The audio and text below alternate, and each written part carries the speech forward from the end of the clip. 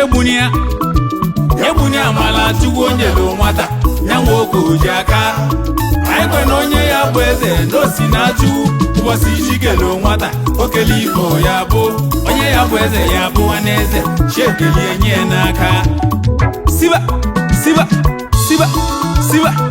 So welcome back to McNoxyB TV channel once again. So I'm like call now. I'm on Nkeiru Chief Nkeiru Okonkwo. Onye Ogbuefi Bulubulu. Ogbuefi Enyika wemalu. Na nando gosi wala eje. Ogbuefi Bulubulu. Ana mesifike na nwunye LoLo Isi-aku. Dr. Nkeiru Okonkwo. So no that kind of today. When I want to ask Kaiba Soludie, we may Father's Day. I'm going to million at this community. So that's how the first name in this community.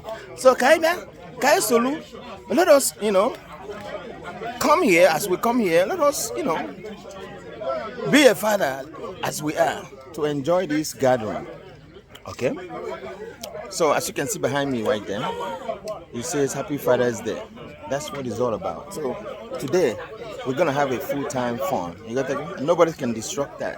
Only maybe if anybody disrupt it, or that place guy, so stay there, hook there. I'll bring it everything how it goes on today on your doorstep. Keep saying that. Ichie Nkeonyema, McNoxyB TV, Chinonso Eduputa. All right, hang in there.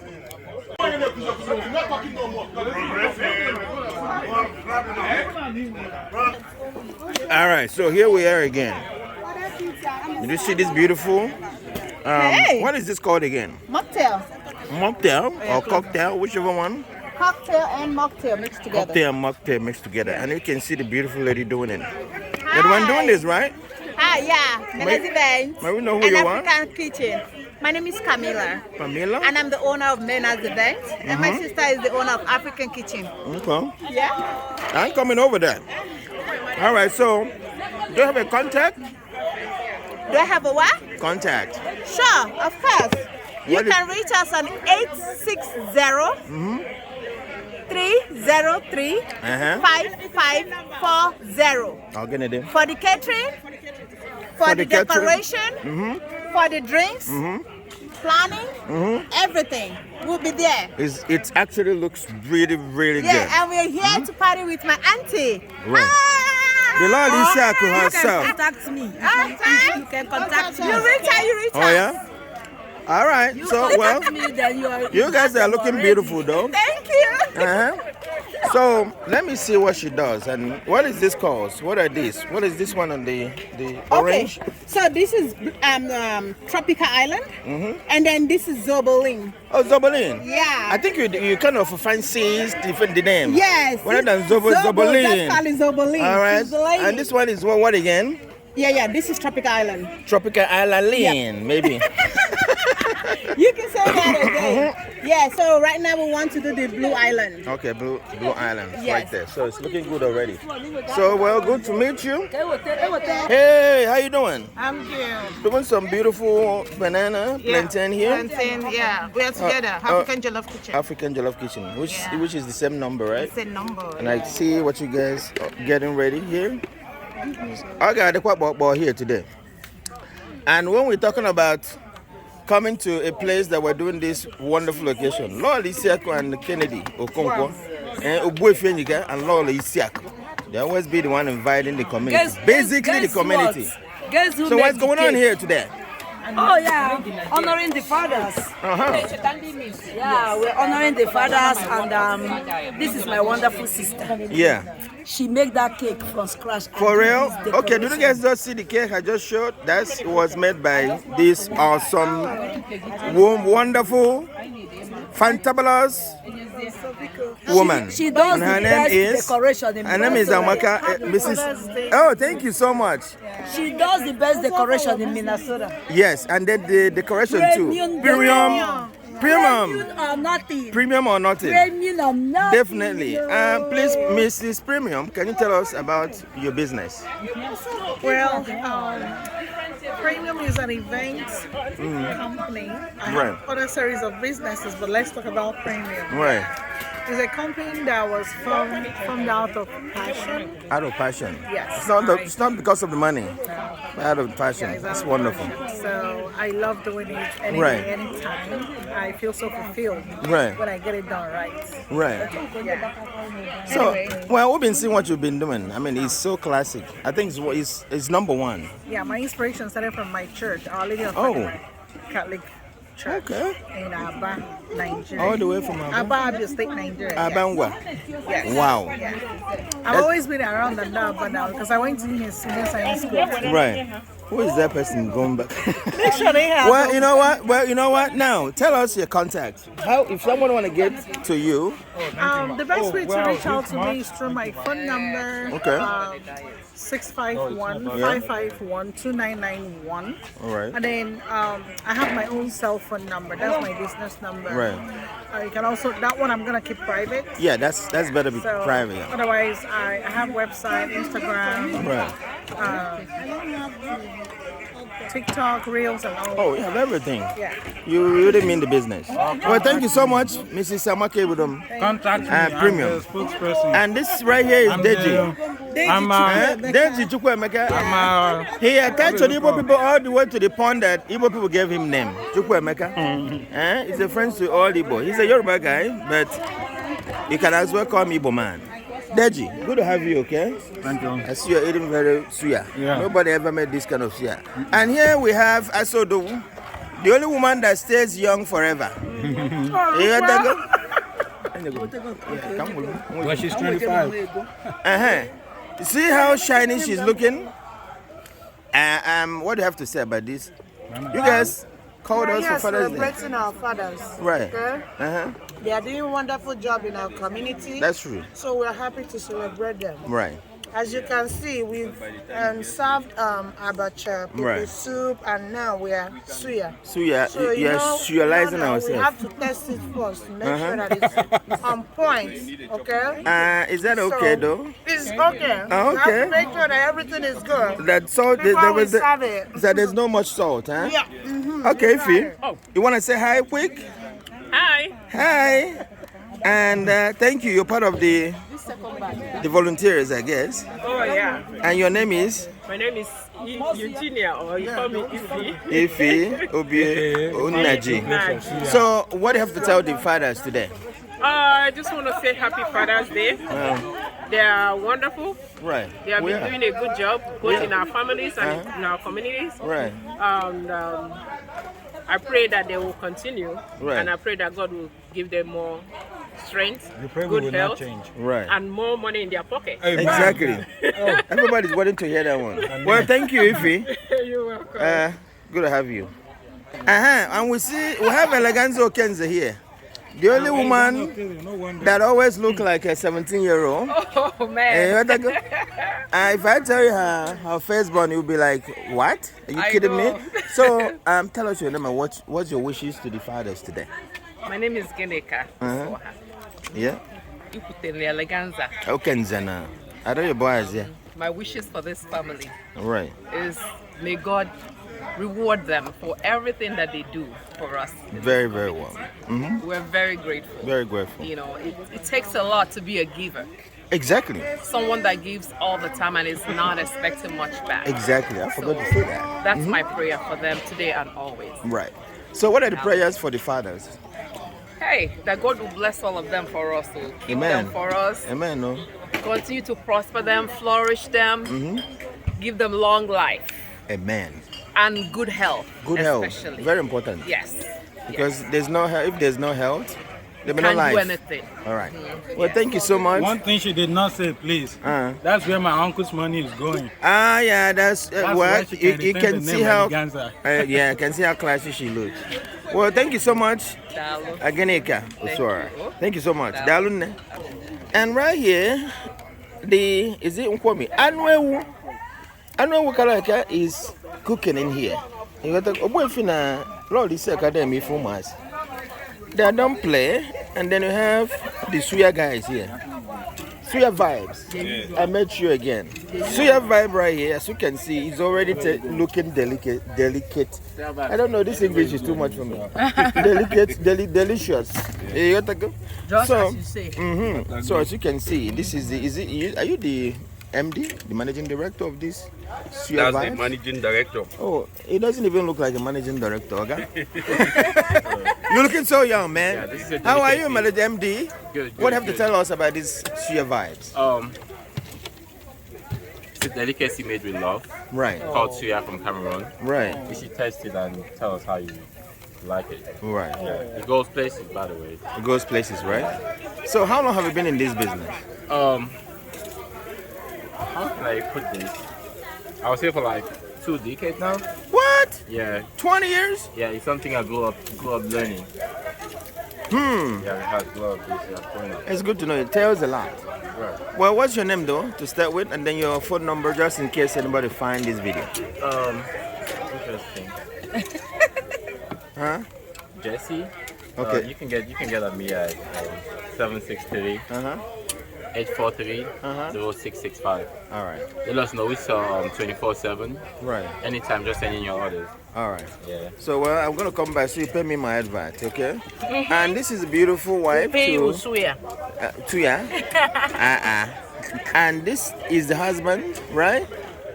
And what's your name? You're part of the. My name is Herman. Herman. Right. Suya vibes guy. Suya vibe guy. Oh, the Suya vibes guy. He's always Suya vibe guy. And this is the wife. I see how beautiful Yep. she's looking. Thank you. So what's your name? Karen, Karen. the Suya vibes wife. The Suya vibes wife. Well, good to talk to you, Karen. Thank you for always coming by. No problem. So you can see the suya is already looking good Delicious. and delicious, and people here are gonna be eating it.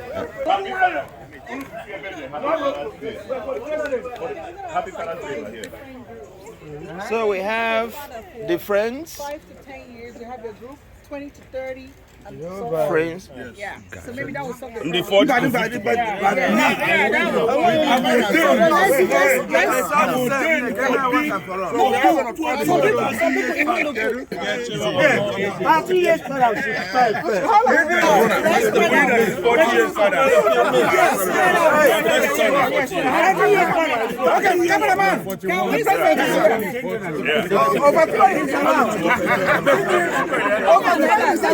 Up to 30 years, brother. Yeah, overthrowing is allowed. Yes, Thanks for welcoming us to your house and your wife. Over 30 years, father. I'm smiling. I'm over 30 years, father. Well done. Okay. So please, Done. Go to no be. One mother. Mr. Dogger. Hey, that is Mayor Brooklyn Park right there. The governor of Brooklyn Park is with us. Thank you so much for coming, Mr. Holmes. And we'll have a doctor here, DKJ Jemba.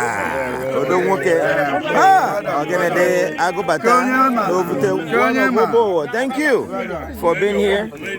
And we have Abu going to keep it right here. And then we'll have a doctor here. We'll have a maker here. All right.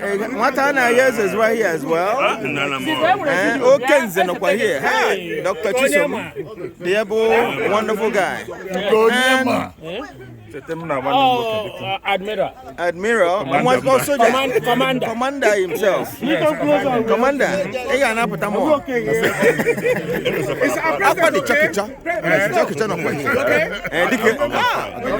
Noxyb Eduputa the camera close.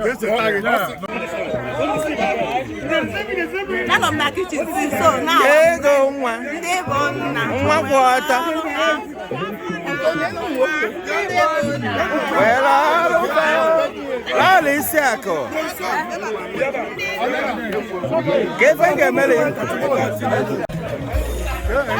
This video is done.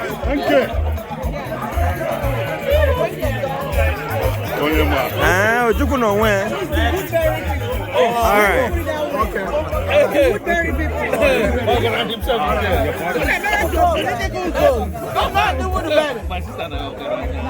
Very good.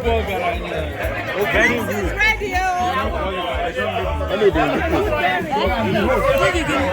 Anything going?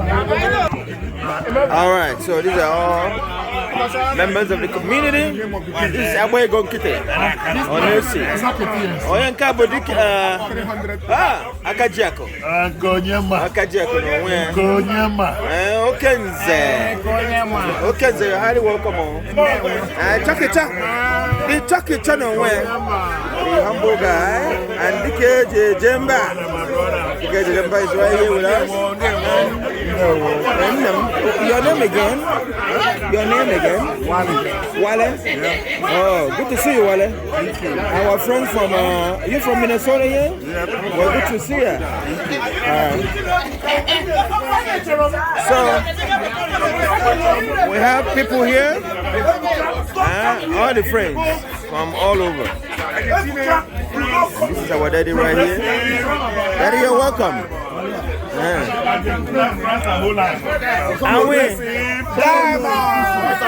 Welcome to the who's the president of Progressive Diamond? And we have the president here. Dr. Zemmour. We get you. Mr. President. We have Dr. Chisom right here. What's your question, sir? Give your number one team. Right there. And meanwhile, I'm not sure the correct number one team. I'm aware here. Slow down and go. Slow down. Oh no,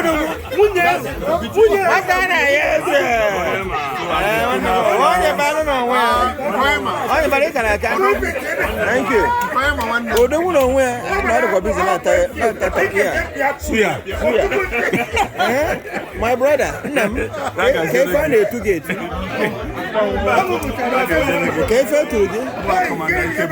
Commander Kebudo. What I find it to you. Ochiaga one of Isi-aku. Ochiaga one of Isi-aku. Idato Imo State. Go. Dr. Silva. Thank you, doctor. As our commander son. And then we have Don right here. Now, why would I it's done. I will have Mekus here. Make up Babu. Oh, don't walk it. I like a nay. One mother. Also, man, a name. Also, man. Ogbuefi Enyika. Ogbuefi Bulubulu.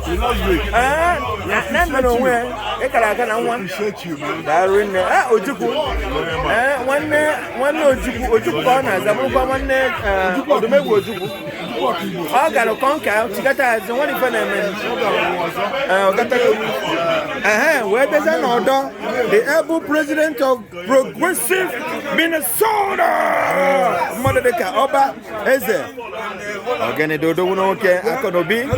Thank you so much for being here. I go back nowhere. I go back on our boy here. Eze Alandia. Eze Omekazadi. I can find you. So I'm the bag and I'm here. The bag and I'm with the Budum and the doctor, the medical doctor himself. Medical doctor Ichie Nkeonyema. Thank you so much for being here. My pleasure. Thank you.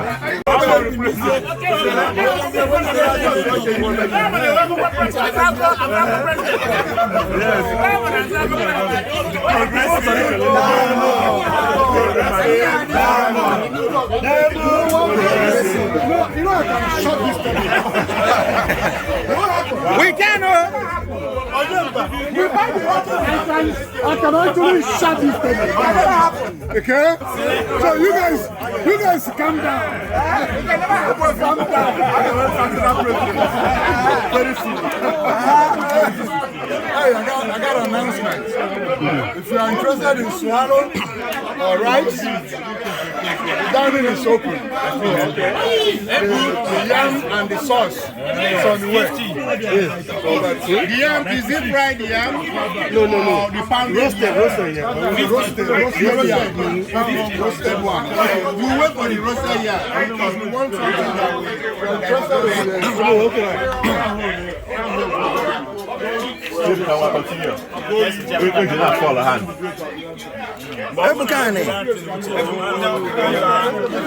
I have it again.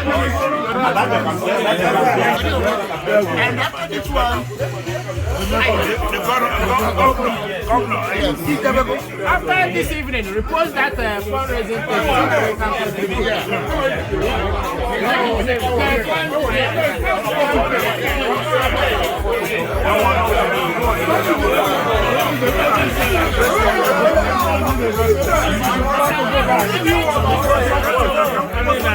I just want to.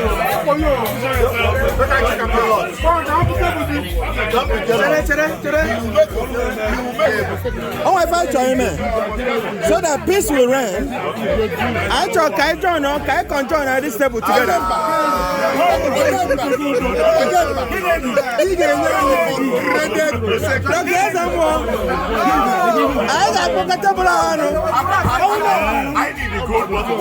It's coming. It's coming.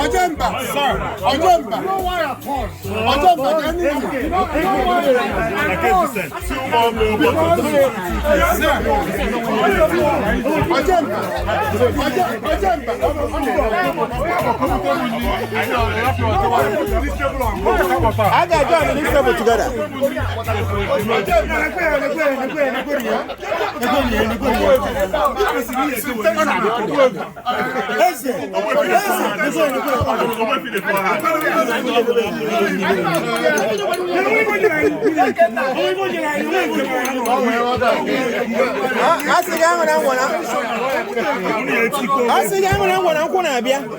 What is the intention? What do you want to tell us about this? You want to suck your mom's breast? What do you tell us about this? No, you don't. We're here to have fun and enjoy ourselves.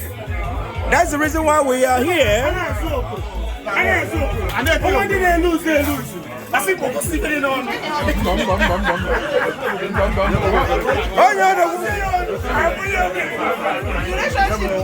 No, we don't want it to go personal. Your social. Yeah, I want us to be one here. I ain't touching that language. All right, so we're here to have fun. Ogbuefi Enyika and LoLo Isi-aku invited community friends. Here, and that's exactly what we're doing here. As you can see, Ogbuefi is right up there. Ogbuefi, your wife. Thank you. What is it, man? Okay. Kiran, no way. Kiran wants to. I am a yes, if I'm going. Why not matter? Now, there.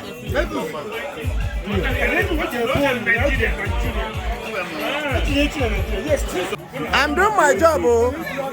Yes. So many years we have been having money. All of a sudden, now the money. You can come to the table. Why am I saying here? I'm not going to do it with family. That's not only a mega than one sister. I do. You got that? In a married, you're not going to die quick. But I mean, that does anything. That means you're under the 6 feet. It'll make sense. It'll make sense. So, I feel very talented human being. Choir master, professional, all the way from Abuja. Tell us about yourself. People in you already. Just tell us. Because none of the time we're getting a man twice. Well done. I don't have Mr. Adoga here. Mr. Adoga, happy Father's Day to you. Any advice for the fathers or maybe wishes for the fathers? just keep being home. Good dad in Father's Day. Right. Makes sense. Thank you. Thank you so much. Daddy, I want any advice for the fathers?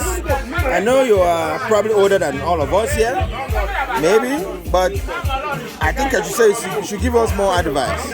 How we will make it better as fathers? My own personal advice is that every father must be a very good father to the core.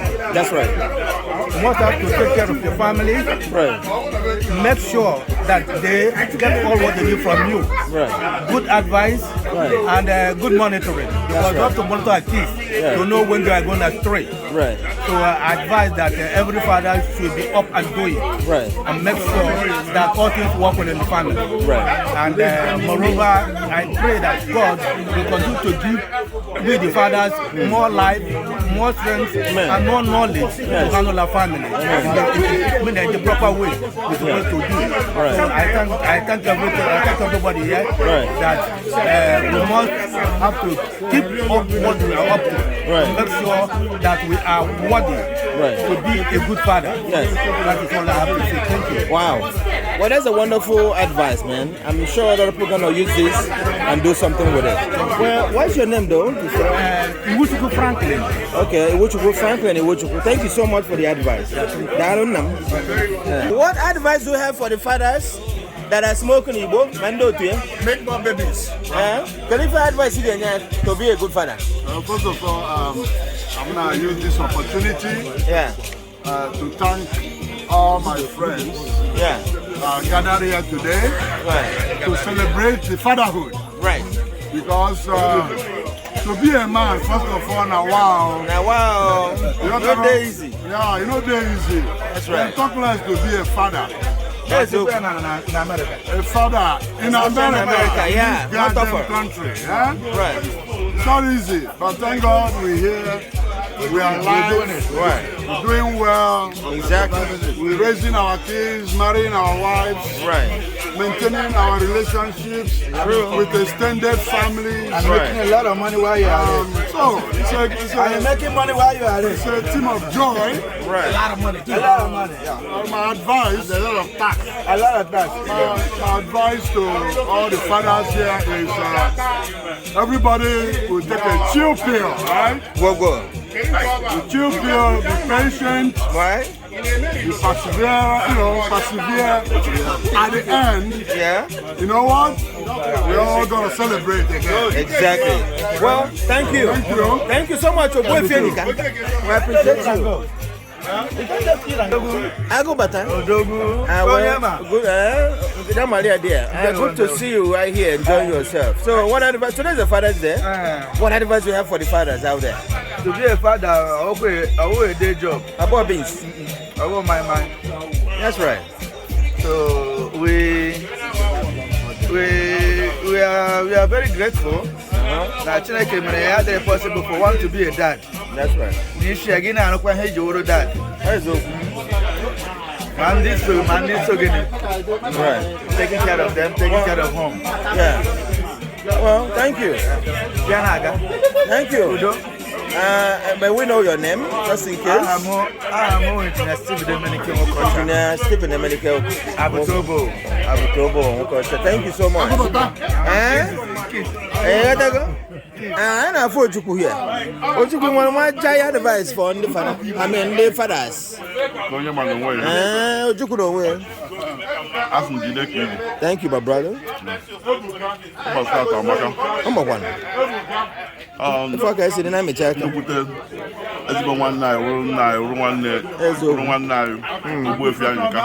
right. On your fuel line. Right. I haven't got any make on the secret. Never get a laka. What the way? You are not a make which I read here. I know what I'm not. Thank you so much. Answer the one. What you put on when I did a canaka. Down. Long. Shit. You just gave me fuck off then. We go to no be no way. I told you what to do. And you do another thing. Oh, one time advice here, the father. Only one advice. Yes.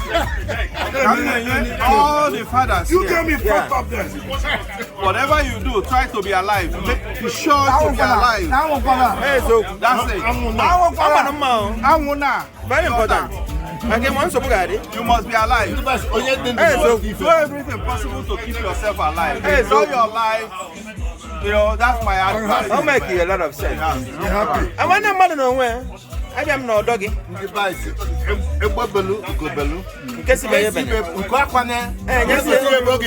make it sense. Oh, good, yeah.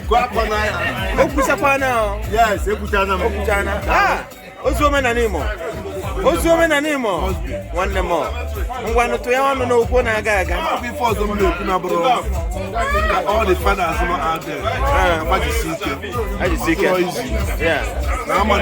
Dog. Emodo, Akane Emodo, Pandana. Now, Antonio,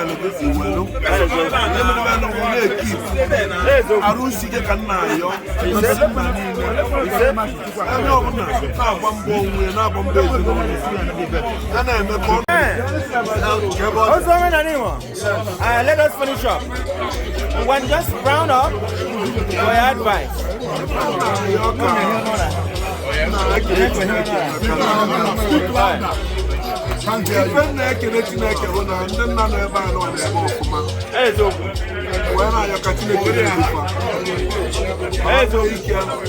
Yeah.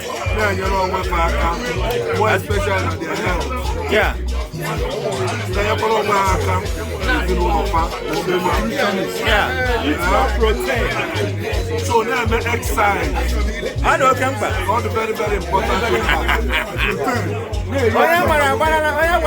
To keep us healthy, to enjoy the money.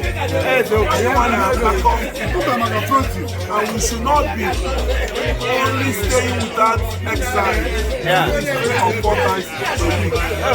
Each more protein, 30 minutes can involve. Right. And enjoy what with whoever you are with. That's right. Yeah, wife on Abi. Your wife or whoever. Whoever. So, okay now. Hey boy, come on.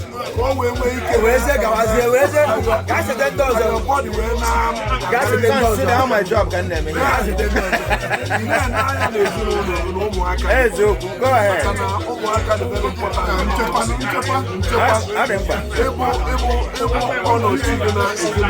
Able like a god to them. Hey, Zo.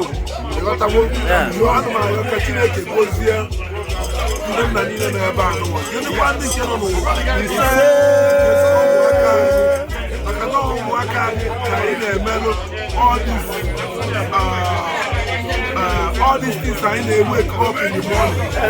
That's who we are working for. And I actually go there. Around on the whole world. Thank you. Thank you. I done it done. Get advice again on the father. About Father's Day. Hey, so Ben Kenke. Hey, so yeah.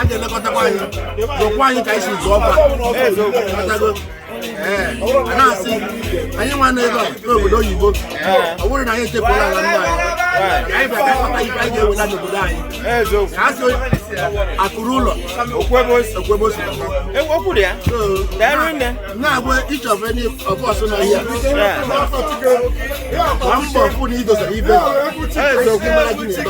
That's true. Every one of us.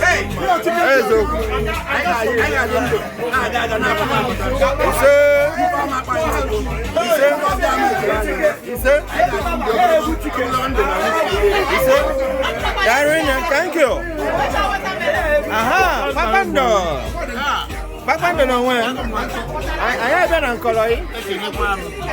Na do nye ndị nna ndụmọdụ. Mere ya ịchafụ.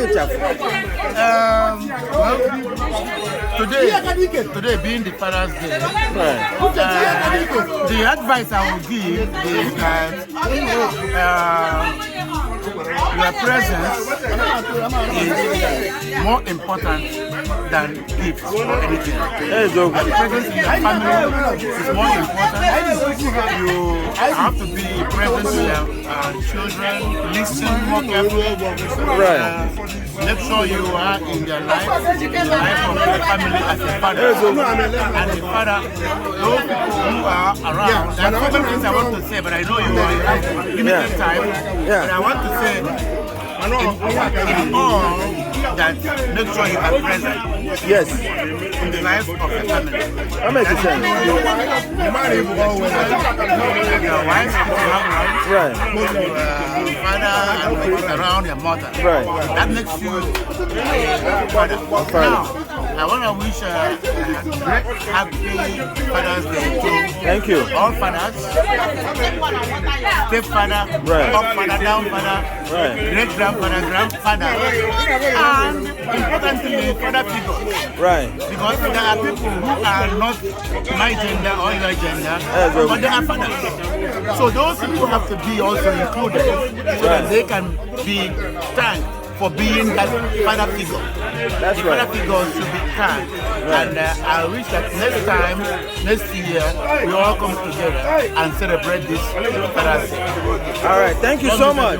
Because let's end it with your name, because this is a great advice. Yes, my name is Papa Ndobulubulu. Papa Ndobulubulu. The able president, the current able president, Anambra in Minnesota. Anya Difa. Anya Diva, Uma Olundaka. And one of the Modi Kenya, Utu Bonna, the Anambra. You want to keep your nature Yenden and the model today. Give us the father's advice today. Happy Father's Day. Yes. To all the fathers. Yeah. And the intending fathers. Right. And then in addition to that, be your brother's keeper. It's very, very important. Makes sense. That explains the entire thing. Right. Thank you so much. Thank you. I appreciate that. The able president of Anambra in Minnesota. I'm waking up on his Wi-Fi.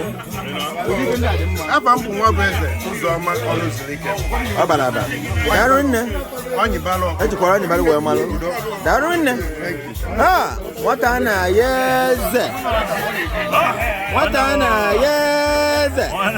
One more. I'm Maria dear. Okay, I never know Colody. If I never open the mouth of Sunday fathers, a better double Father's Day. I will open the body again and the father out there. Open the mouth of God and I will the father tabono wine and a half. I want to I have tabono wine and a half. When I question the father, I can edge one, it's two wine I can open. There's over. I can end it to go wine and I'm going to go to that. The blend the Benisa ever. Jenny 9 hours old. I have to tire, my wife.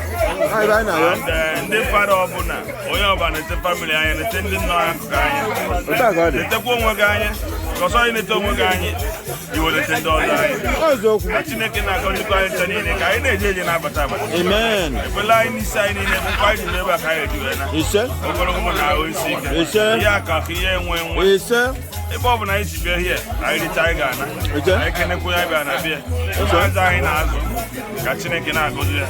I was running. Thank you. One Udo, and then you're bound. What I know is when you come on, there's about fire, that's in case, but open the mother of Balaba.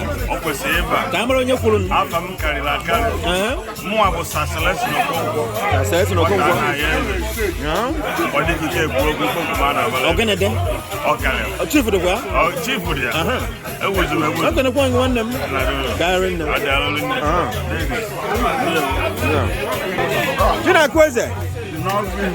Tina Kweze. Anya been on your line. Anya been on dogging. Today is our father. Koloku ndụmọdụ ị ga-enye ndị fada. Ndụmọdụ ga-enye ndị fada ihe mgbe afọ ihe ga-eme ga-ekpere ụmụaka anyị ekpere. Okay. Wish them the grace of God. Makes sense. Ka ha na-agba mbọ ka Chineke nye ha mma ịgbado anya ihe ọbụla ha na-eme Chinonso,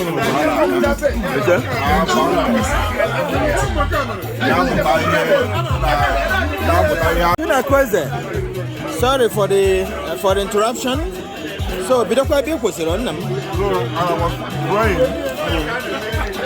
Ebere maka ụmụaka anyị ka Chineke nye ha mma. Ịna eme ọfụma ịna aga n'ihu. Ezo. So ka ha mee ọfụma karịa anyị. Ezo. So that ka ọ na-adị mma. Ezo. Nwa eme ọfụma karịa ya. Ezo. Ekpere anyị. So ka ha na-alụ obodo uru, alụ onwe uru, ọkwụwa anyị uru. Ọgbakọ ebe anyị si dị uru. Ezo. Ka m na-ekenekwa onye mere anyị mba anyị.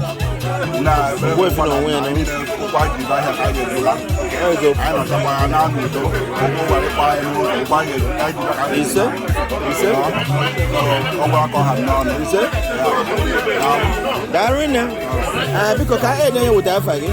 Afa mbụ Chukwuemeka Ụkakpọ Chinakwu Eze one of them. Chinemeze. Chinakwu Eze one of them.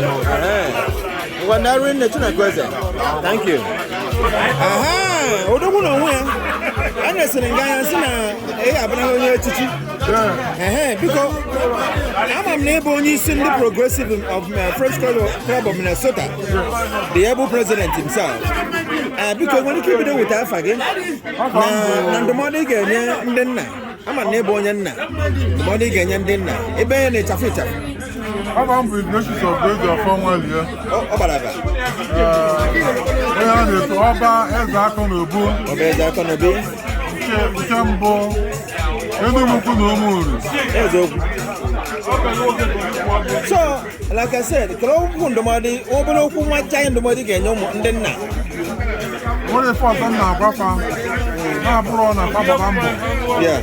Nakwa na-akpata ife ụmụazị ga na-eri. Eziokwu. Ụmụ nọ n'obodo anyị nọ ya obodo Amerịka. Ọgbatakwa ife ahụ enye ndị nọ na be anyị. Ka ha wee na-enyere ụmụ ya. So, daarụ nne o. Daarụ nne, isi okwu ile anyị. Onye nwaanyị gọzibe gị. Flat Tommy akarịa ihe, ha amụsịkwa na nwa ada amakwa ama, no see adi. So now, let's get down to the business, okay? Today,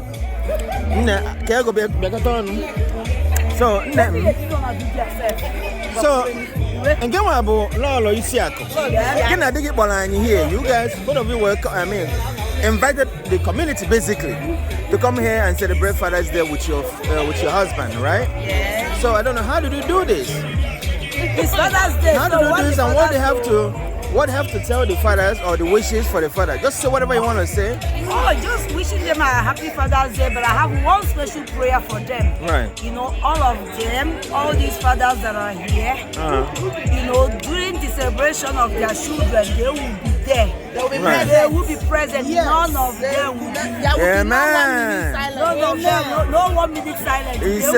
They will reap the fruit of their labor. You say? So their children will take care of them after they finish taking care of their children. That's a wonderful prayer. They're not going anywhere. Right. Because we need them so we can be doing extra Father's Day. Yes, right. I want to say very happy Father's Day to all the fathers that are always there for their children, supporting their families. Amen. May God bless them. May the Lord keep them. May the Lord make the light of His countenance to shine upon them and to bless them abundantly in Jesus' name. Amen. Afam bu ego and only one now.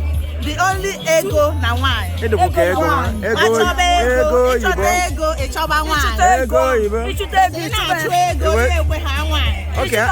had to take and went to buy the yes. No one. I saw the guy now. No, the can you figure what? I say happy Father's Day to all the fathers out there, especially the fathers in our community here. Oh, yeah. So we love them so much. They are doing wonderful. wonderful. I like how they support each other. Yes. So I am joining my prayers to the one of LoLo that has said, I know. We want them present in their children's life all the time. We don't need any dull moment, all right? So we want them to continue to support their children, and then at the end, they will eat the fruit of their labor. Right. Because we don't want all this hard work to go in vain. That's why we continue to pray for them and support them. Amen. Long life. Well, thank you. And I saw the book. When I go in there. Oh, Imelda O. Albert. Imelda O. Albert. Okay for Albert. Okay, okay for Albert. Adoka. Ekalaka. There's something I'm abundant naga working and your husband, and that is Jidekiji. Jidenukunuji. Because soon as I'm at this community, you guys are on top. One of the top. Minister and you guys, happening. Minister of, that's another name for her, Minister of Happenings. Okay. So, Jidenukunuji, whoever, get on your husband with this idea to do this. You guys have done it numerous times. And as soon as you with it, we met today. After no bucha meu, nukwewu. Katina kapuchiya maji kuru maji in millionfold. Now Jesus Christ is going to win. Amen. He say, "He say, can you come on? I never been on your domot. Because I'm a neighbor and I'm Maria one name. I can't find it. If I am not aware. Kelebele mondomodo iganye ndenna ebe na eme ụka nnata Father's Day modern ndenna enwe ihe ọzọ ndụmọdụ na katinụ maka mba niile ha na-agba maka ọdịmma ezinụlọ ha na-achịkọta ụmụaka na-emekọta ezinụlọ ha ọfụma na-anụ ndị nwunye ha ọfụma ọgwụcha ka o si dị n'ọnụ afọ ha jisi ike Chukwu gọzie anyị niile ọ ga-adịrị anyị mma anyị elutekwa ụbọchị ndị nna nke afọ na-abịa ise ka ịbelụ ka ole biko ama na afọ gị akekwa na afọ gị ka ọ gara ebe ka Peter Ebudom Mr. Peter Ebudom ga-eji ndọba ọgaranya wee mara nke abụọ n'Isuọfịa akpọrọ onye dị ndụ ọ bụla ọgaranya ekenekwa gị nwanne m daalụ nne thank you ọ dị dọk ekenekwa gị nna m ama na ịbụ a medical doctor enwere ebumnye mpụ here enwere doctors enwere lawyers enwere nurses enwere onwe ka ọdịrọ so you're one of them ịbụ doctor medical doctor himself and this one a progressive okay yes so my best yes you are doing arize gị wee na-azọ ndụ na-azọ ndụ amara afọ a ga-etu gị echichi na-abịa ọ dị ka a ga-abịa gị ọzọ Igbo ndụ ekenekwa anyị nwanne so biko kata bụ Father's Day o nwere okwu ndụmọdụ ị ga-enye ndị nna ndị a na-agba mbọ ka a na-agba mbọ ndị a nakwana na ndị na-agba mbọ enye ndụmọdụ to continue ụmụaka ụnụ bring them closer there in their life. Amen. No matter the situation, they need you. Very sure. They need you. Take care of yourself, so you're here for them for a very long time. Very short but very powerful. Oh yeah. Thank you. We're gonna take care of ourselves so that our kids can have us for as long as possible. That's right. Yeah. Thank you so much. Oh yeah, you're welcome. Doc, we go get what I find. Ifechi. Dr. Ifechi. Anyadio. Thank you so much. Actually, I'm going on over there. Darren. Yeah. Ichie Nkeonyema. Ichie Nkeonyema. Chakicha. Ichie Nkeonyema.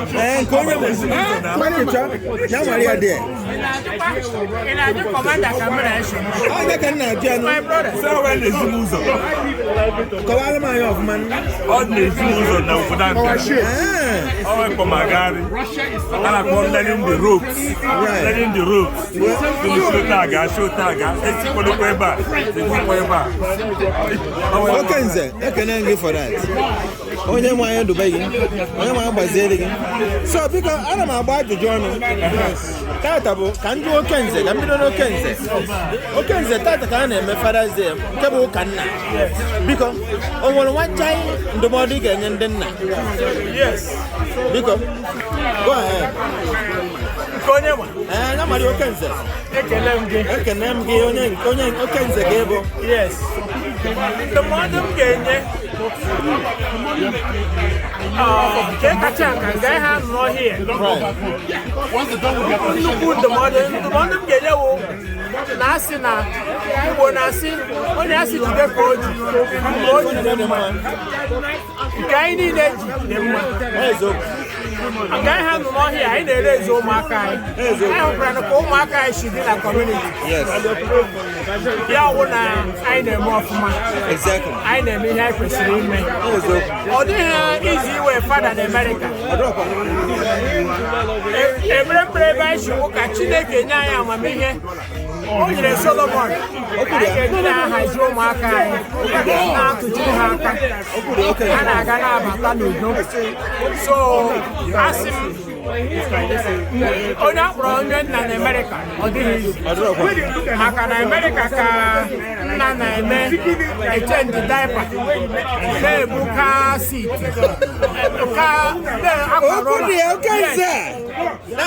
Amerịka ka nna wụ nna ịpụta gị gịla nwa gị ama n'ọdị ọdụ na nkata nwa gị awụrụ like your partner or whatever gịla nwa gị n'ọdị ọdụ ọ na-akpa nkata ọwụọ gị lọta gị eteghị ọgwụ na-agụ newspaper. Anyị rụgo ọrụ na Amerịka si ndị nna onye ọbụla bụ onye nna na Amerịka asị m Chineke ya duo ha nye ha amamihe ọgụgụ isi anyị ga-eji nwe ike kụziere ụmụaka ya ka ha wụrụ ụmụaka eji amatụ na obodo ọ wepere m n'aha Jizọs. Okenze biko tụọlụ nụ nye Okenze na ịkara aka anyị abịakwa n'ọdọ gị akwa soja ka ọ bụ biko kene ya ka ama na o ji egbe dị ya o jiri egbe anyị dị same the commander himself take him adị m mma biko ikwu afa gị ifugo okwu na-aga itinye ọnụ n'okwu ndụmọdụ ị ga-enye ndị nna. Take kacha mkpa bụ ndụmọdụ m na-enye ndị nna wụ love your wife as yourself. Love your wives as yourself. N'ihi na nwaanyị na-enwe obi aṅụrị ezinụlọ ga na-enwe obi aṅụrị anyị ga na-aga ụzọ Chineke si wee chọọ ya. Love your wife as yourself. Anyị bụ ndị soja anyị na-ekwu ọtụtụ copy clock it 1 or 2 love your wife as yourself. It was very short but very powerful. Because I end with your name. I'm Commander Ikebude. Commander Ikebude? Yes, sir. Commander. Thank you. Chucky John. I have been a line again. None your face this side. Chucky John, Chucky John, because you know what I got you. You want to keep on no. Yeah. Commander Tigon put the chair. Yes. Ise? In Jesus' name. Ise. The jacket. Thank you. Yeah, talk. Dika eje jamba. Dika eje jamba. Asi na eje jamba. Adore bo azia. Ekene kwa ngi. Same to you, my brother. Yes, so. Abe no one na ekene de kola you. Yeah. Chugozie ya gozoya obola. Ise. Ndewo o. Ise. So, because not for ogegi. Onwalu obele okwu ndomodu. Ị ga-enye ndị nna. Ana m asị ndị nna wee n'ụwayọ ọka ji ọkụ ga-ajụ oyi. Thank you so much. All the show be very powerful. Exactly. Thank you. Wale? Yeah, my brother. Our doctor or barrister? Barrister Wale? Thank you so much. Thank you. Ana atukwu Igbo. Wale na atukwu Igbo. Mba. Mba. Okay, Barrister Bola, we are going around here giving advice to the fathers since today is the Father's Day. Yeah. Can you give them a little advice? For the fathers. For the fathers. Yeah, they should continue to do what they are doing. What they're doing. Because they are co-creator. Right. God is the creator. Makes sense. We are co-creator. Wow. So we are the priest of our house. That's right. Of our different names, we are the priest. So we are the representative of God. Makes sense. So we should continue to play our role. Never feel tired. Amen. Never feel bored. Amen. So I pray that God will continue to help us. Amen. And give us the opportunity to celebrate more. Amen. This is so wonderful. I like that. It was so short, but it's so powerful. Thank you, Barrister Ware. I appreciate you. All right, now we come to the land of the honorable mayor of Brooklyn Park. This is the governor of Brooklyn Park. As you see him here, he's a big boy. All right, so Mayor, we appreciate you for coming. We appreciate you so well for what you've been doing into the Nigerian community at large. I know you've been to Nigeria a couple of times, maybe twice. And you have actually collected chieftaincy title right there. Right. So let's begin with your chieftaincy title name. What's your chieftaincy title name again? Hey, don't judge me because I don't have the accent down yet, but there's an Enyika 1. Yes. Okay, well, yeah, it sounds very exceptional friend of the Eme Kingdom. Okay, wonderful. So, what state have you been in Nigeria? Yeah, so I went last year, I went to Lagos. Right. And then this year, maybe about 6 weeks ago, I went to Abuja. Wow. Two very different areas, but it was a blessing to go to both. Wow, and you love it, right? I love it. And you want to go again? I want to go again. Oh, my goodness. Have you been to Enugu too? Enugu? Yes, I went to Enugu State. I met with one of the Igbo's out there. Yeah. I just saw some of the culture, the Igbo people, folks. So, again, for me, it's a blessing, right? It is. Reconnect with with the heritage and all that. Exactly. So, did you went to Anambra too? I haven't been to Anambra. So, I got to go to Anambra, I got to go to Imo, I got to go to Right. Well, that's going to be a next trip, I guess. So, now, let's get into the business. You are a father, right? I am. You are a father. How many kids you got? So I have a 21-year-old who just graduated from New York University. Already? Wow. I've got a 20-year-old who works for Boston Scientific. Wow. And I got the 10-year-old who just got all the energy in the world. Yeah. So that means you got 3 kids, all right? So now, what advice do you have for the fathers, since today is the Father's Day? What advice do you have for them, for us?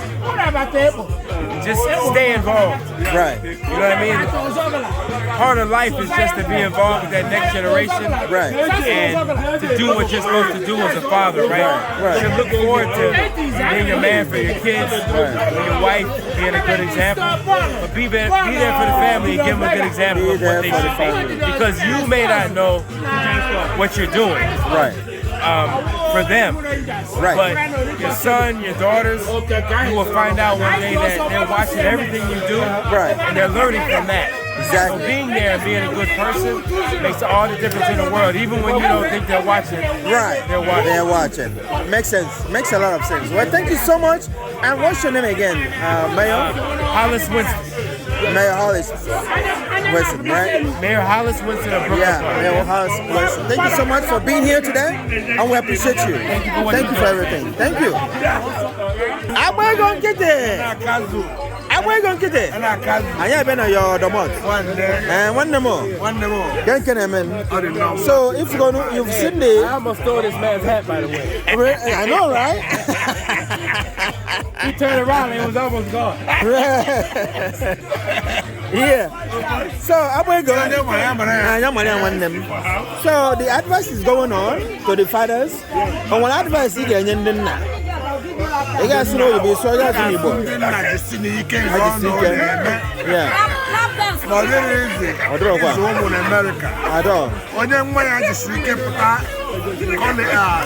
High school or college? I get celebrated. Thank you. The obstacle, the too much. Especially in America. Thank you so much. I'm going to get it. I get celebrated to go. Thank you, my brother. I'm my man. Yeah. I got old. Okay. I don't come here. ọ na-amasị anyị daalụ nne o nwere ife ọzọ ka a na-eme biko atụfu oge kekwa n'afọ gị ezigbo afọ gị Mike Nwachukwu ọkwa chief daalụ nne chief Mike Nwachukwu ekele gị ha daalụ nne akaji akụrụ onwe ya ekenekwa gị so biko nna m o nwere ife na anyị na-agagharị na-ajụ anyị na-asị tata bụ ụka ndị nna right Father's Day o nwere obere ndụmọdụ ị ga-enye ndị nna out there nwanne ihe m ga-agwụkwa ha ọ dị nke anyị na-eme anyị mesi ike n'ihi na nke anyị mere dị mma eziokwu na ndị ekpere anyị ụkwa kwa afọ ka ọ na-adịkwa na iri n'ihi na anyị ga-adịka otu anyị siri ụmụ anyị ga-eji otu ala anyị otu a ka ọ dị ekpere anyị ịga n'ihu wo ndụ ịga n'azụ wa ọgwụ ya jiri na-aga n'ihu otu a ka ọ ga na-adị mgbe niile otu a ka ọ dị aka ji akụ ekenekwa gị daalụ nne thank you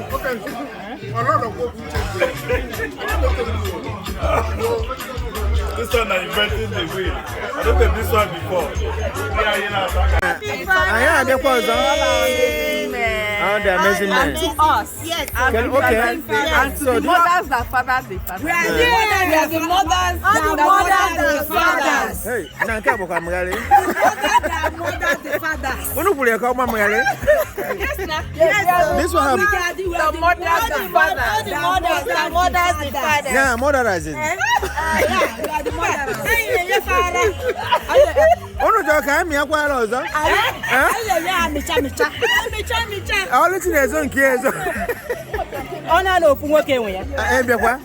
Ah, see. Ona because bianu so let's see what prayer you guys got for us, please. Are you want micha for you guys? Yes.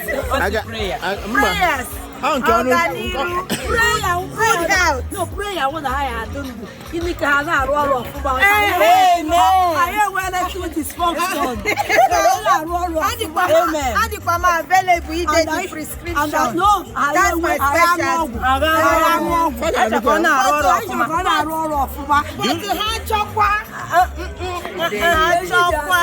Oh, okay. No, it's getting serious. Behind here. It is getting serious. Now. Running away. No.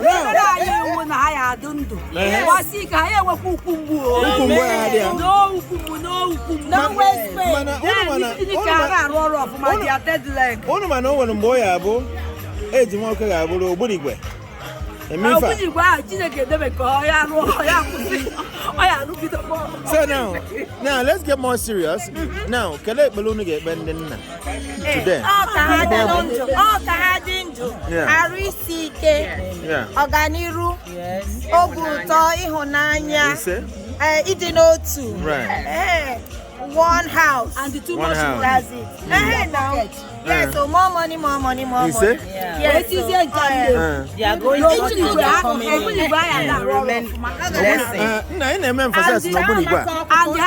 and the higher when we side the chicken aside the chicken and side crow. You know once the West can be a boom because through this we can find the reality. And you take get some corrections. Let's not be hiding behind. Chicken now. It's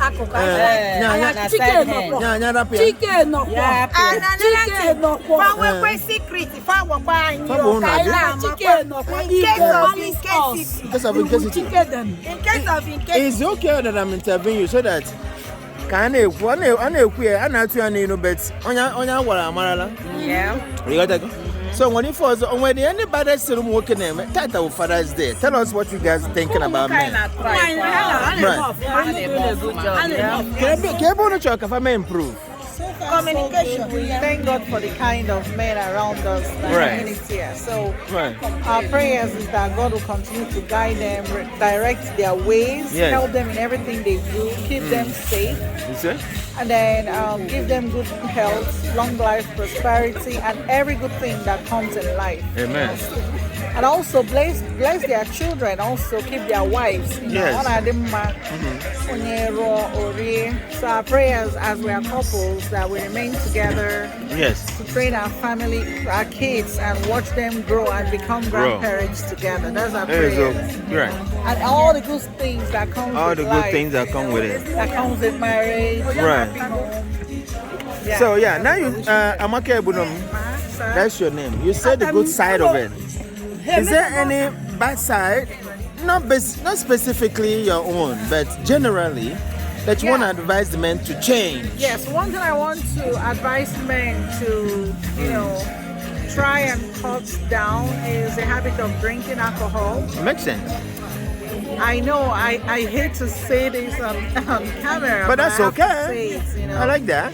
Yes, from what has been going on Facebook, actors dying, people dying. Yes. Out of heart attack and issues, liver, pancreas, and then heart. Yeah. Yeah, alcohol is not a good thing. So if people can at least limit it to just social drinking, but don't overdo it. It will go a long way. And also, when you drink, your little ones are watching. Right? So that's a habit I hope to see our men improve on. Makes a lot of sense. Secondly, prayers. Ooh, good one. Prayers. Praying together. Yes, it's very important. Yes. I'm telling you, it's very, very important. It goes a long way. Right. Prayers shouldn't be just to women and the kids. Right. It's good to see our men also pray hard, or even harder than women. Right. Going to church, whatever denomination you find yourself, but make it a priority, in your life. And also family time. Yeah. Having family time with the kids. Right. Goes a long way. Having family time with your spouses goes a long way. Right. Have a good communication, conversation, Right. Try to hype your spouse. It goes a long way. Right. I always say how you've done well when she does well, right? I'm just saying it generally. Nobody's perfect. Of course. Yeah. So that divorce rate in our community will go down and not keep spiking. Right? Right. It makes sense. Well, thank you so much. We're together to raise us. So I know. Why us, right? Yeah. I wanted to add to that what my sister said. Right. Communication is key. Very much. Sometimes, encourage our men to talk to their wives. Right. There are some secrets men keep and say, oh, this is for me and not for the wife. Right. Sometimes it comes in handy if your wife knows everything you're doing. Right. Just in case. Just in case of incasity, yeah? And people ask her some questions, she'll be able to answer them. The other thing she touched on is spending time with your spouse. Very important. Because we work so hard in this country that it's even hard for the couple to stay together. It is. One is going out and one is coming in. But make it a duty that you spend time, you and your spouse and your children. That family time means a lot, especially our kids. They watch us, they see us, and the way they are raised is the same way they will live when they grow up. You say, train up a child but that's true. the way we should go, so that when they grow up, they will not depart. If they see their mother and their father living in peace, lovingly, when they grow up, they want to imbibe that because there is peace at home, right? And when there is a problem, talk about it. There's no need to bring third party into it. Talk about it and figure out how to bring peace to your family. So makes sense. About I wish you all happy Father's Day. Thank you so much. Thank you so much. In good health. Very important. Listen to your body. I know I'm guilty of this. I don't listen to my body because I walk like okay, I please. hate to say that to people, but I mean what I'm saying. Exactly. Thank you. Thank you so much. If you're feeling something in your body, talk to somebody. You could just say, hey, my wife, I have headache. they will do something. Or I have shoulder pain, or I have belly pain. Talk to somebody so that they will know. Take time out and help you. And go seek out. Go get some massage, therapy, spa. I like that one. Yeah. Treat yourself. Treat yourself. Exactly. Tell them to treat themselves. Yes. Not just by alcohol, but go check out those spas. Good food. Good food. Evening and Right. Wow. And not alcohol alone, right? Well, thank you so get much. some rest. So,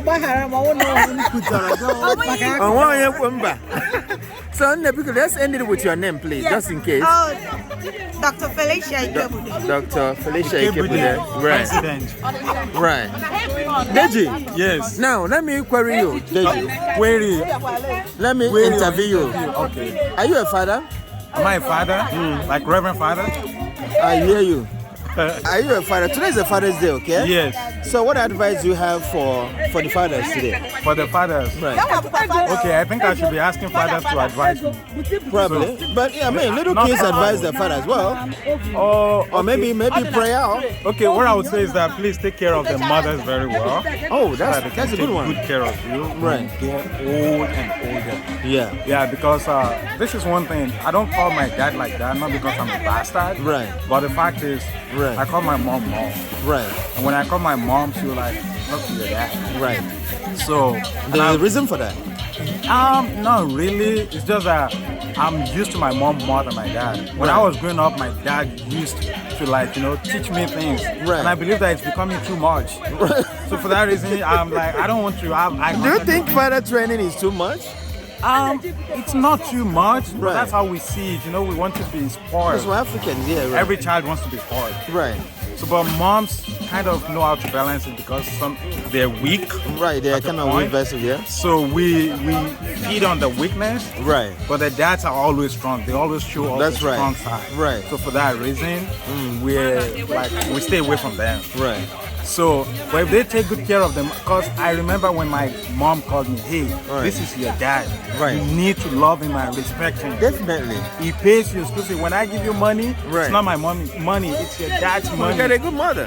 Yes, so since that day, my perspective about my dad changed. So please, dads, take good care of the mothers. You own them. All right. They will take good care of you. Thank you so much. Thank you so much, Deji. Thank you. Deji. Happy Father's Day. So, may we know your full name, please, Deji? Deji Kotila.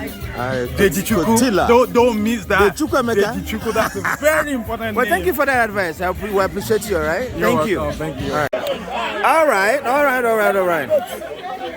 So, Isi-aku. So, you guys remember the goat that I talked about? This is the goat. The goat is ready.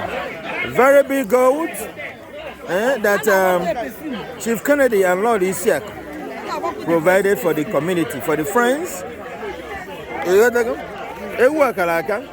And the Lord, Munye Chief, the Minister of Happenings. I'm up one night this night. How the two big?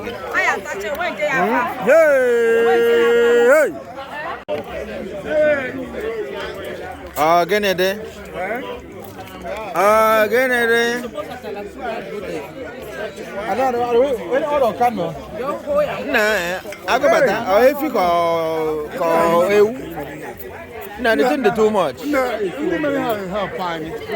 Ogbuefi no win. Can you cook well? Can you cook Ogbuefi? Ogbuefi, nyana LoLo Isi-aku kwa ni provide this ewu. Àwọn bro yan mele na Minnesota. Sika ntoro. Adrizi. President. What reason? Ogbuefi. I got lunch today before I go say the thing. As your father. The fathers are here. We respect all of you here. Yes, you guys are doing great job, okay? Yeah. Thank you, I appreciate you.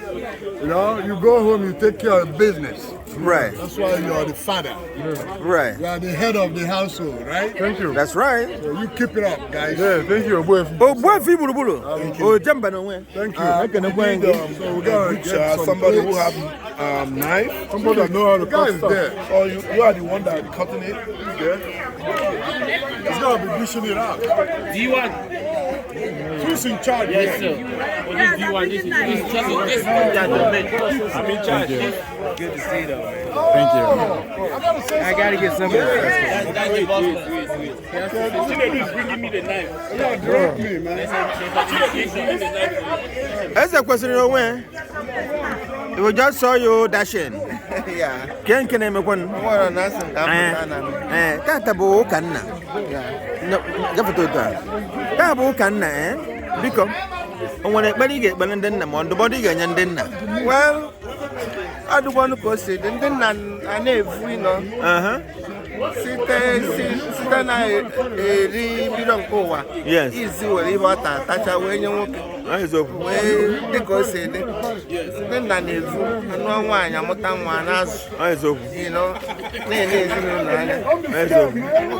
What a shot, not chocolate, other than when you know, was eyes of wine. I would tell you, other room was number. And what I want, I bump your to the Mama proud. I want to say, so young, when you call her, then now, you know, that's a second. No, we are, you know, right. So I am with you. Who did it? My one, no dog. Darren, there's a question. Now, Nago. I got lunch today. I got lunch today. What they say, cake, Casey, how the I like a mocha, they be. Ah, Banyoya. It's falling apart to do it fast. Hello, bro. You cannot fall apart until I tell you to fall apart. Okay. Okay. Ichie-aku. Put your hand on it. Put your hand on it. We cut it in the You're cutting cake.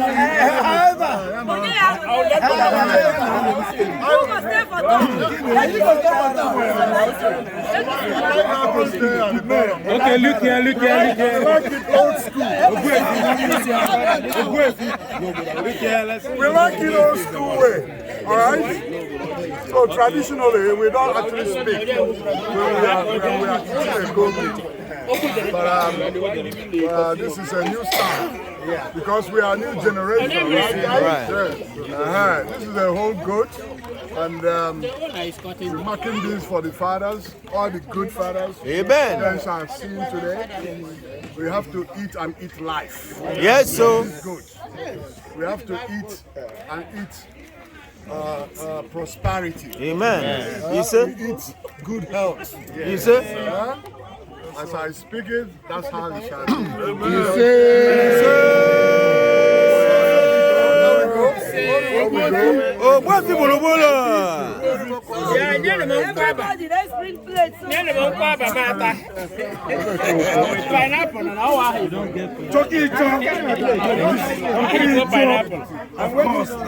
and the chief and I told him Bolamo. Give me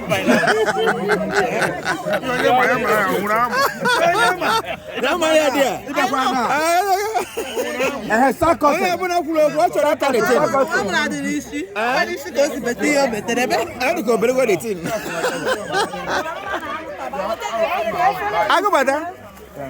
I go back to get the team for Oku now. No, I thought my prayer. I didn't want to. I go back.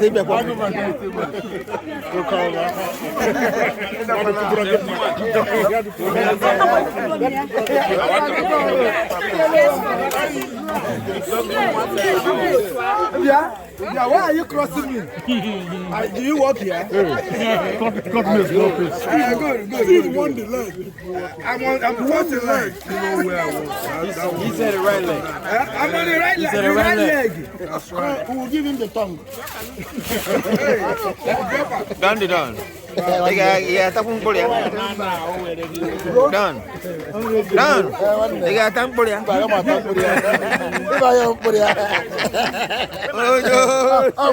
you got tang boleh? Ini ya. Okay. Look at your jumper. You garnish this thing proper. Very close. It's well garnished. Look at here. This is why the mayor can't lose weight. He's coming to all these. During the events, I can't lose no weight. You can't lose no weight. A fresh meat, should I say it's cow? Goat. Goat. But it's as big as cow anyway. So, courtesy, Ogbuefi Bulubulu, along Isi-aku. I want their compound can here when I test the I mean, I test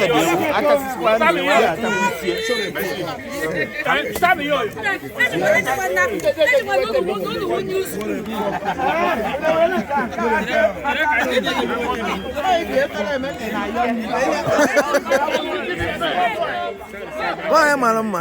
Eleganza Okenze. In a gully. Adanambra. Keije.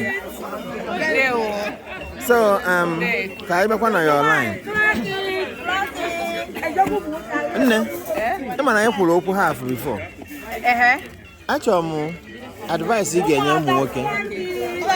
In general, let's say the bad side of it that you want to advise them on to get better. Honestly, Amen. They are doing well. Very well. We cannot complain. Right. They are doing well. Right. And we should all remain prayerful. Right. That's all we ask. But so, is there anything you want Umwoke to cut down? Something that Umwoke, I intentionally use Umwoke. So I want us to emphasize more on that, not Wokem or Onyenkem. Generally, so what advice you want to cut down? Wow. Okay. I want them to be in good health, go for their physical, so they can remain healthy for us. Okay, go to the physical. Yes. Exercise. And a lot of them already eat well. So right. Okay, thank you so much, Imna. I appreciate you. When I hear the Wi-Fi. Doctor. Oh, doctor, no kalaka. LoLo. Ogenede. Geneka. So. Igolo 1 of Umweze. Igolo. Yes. Kefa mane kwa balmuka sisa. Okay. Did you bear them no? Ajugongi. Igolo. 1 of Umweze. Echenje moku. Igolo 1 of Umweze. Yes. Nyan eleganza Okenze. And eleganza, Igolo mean kwa the same thing. Eleganza. Yes. Igolo 1 you marry. Ogenede ene be jolo. Akweke. Inakwana yefuna mode ko bu. Nana Bianca mazi moyo makabunu. Ogenede. Na jide kwa kiji o. Na no buki iseme. Digi na eku ni na emeti ezigbo mma. Now let's go personal. Ni na emeti ezigbo mma. And I na fu ko si karu si we na adidigi I mean in eneti mma. And gin one onwe gi you are looking good, taking good care of yourself. So jide no ko nuji o. Thank you. Darwin nenne. We appreciate you. Thank you so much. Yeah. Okay. More than a decade, it never happened. I see the worker got one lap dance. So I wanted to be deceived by it. Wait, I got butter the lap one butter. Maka wise. If from one end of I got a quick will. Go put that in. Go put that in. I repeat it, I will again. Oh, I reserve. I didn't shake, shake. Why? Maka why?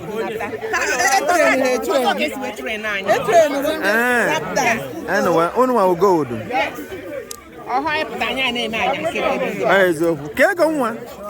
And I'm actually with a flat Tony. When you only have one option to now, actually, I come with talk, money feature no move at Chacha. Why are you looking at me like that? I'm watching well. I'm gonna do.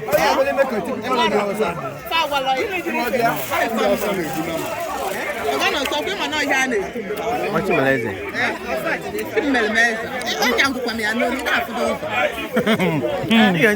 Ihe more glasses. Chimeleze, check I want you ofuma. Nwa Chimeleze. Okay, eziokwu. Nwa Chimeleze. Ego nwa Chimeleze. Clock it in. Clock it. Ogene na afio. Ti Bible anu. Clock it. I don't want akwụkwọ na no. For real? Isn't it that thing? Yeah, the right leg. Yeah. That's one small one.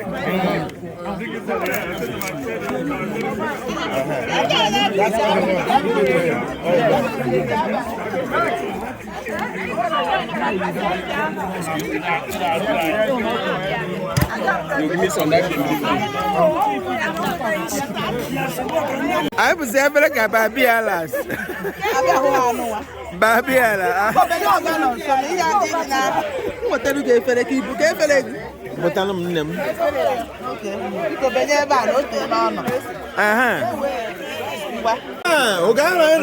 Thank you so much. Odowoke, good to see you. Good to see you. I just saw you dashing, and I feel like I want to ask you some few questions. The Father's Day.